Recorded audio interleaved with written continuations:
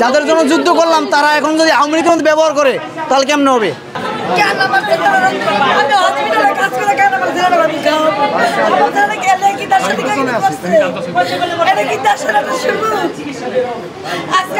আমি চাই না দেখে আমার আপনি বিদেশ নেওয়া না, আপনি যদি এরকম করতে আপনি বিদেশ পাঠাবো না।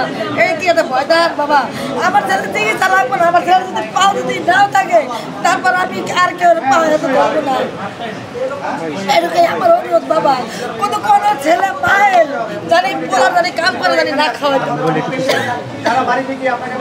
আমি হ্যারে বলতে বাবা আমার এখানে আমি যাই না দেখে আমার বেড়ে দিলে নামাই দেয় বেড সাটাই আলাম আমার ছেলে বাইরে পাঠাইবো বাবা, বাইরে পাঠাইবো আমি যাই না কিনবো বাড়িতে।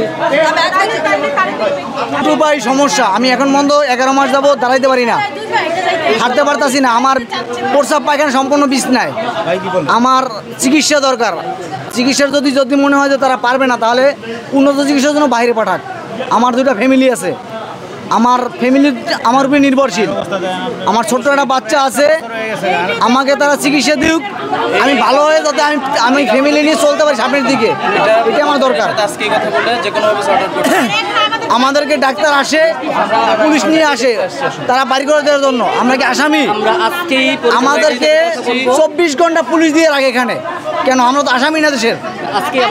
যাদের জন্য যুদ্ধ করলাম তারা এখন যদি আওয়ামী লীগের মধ্যে ব্যবহার করে তাহলে কেমন হবে?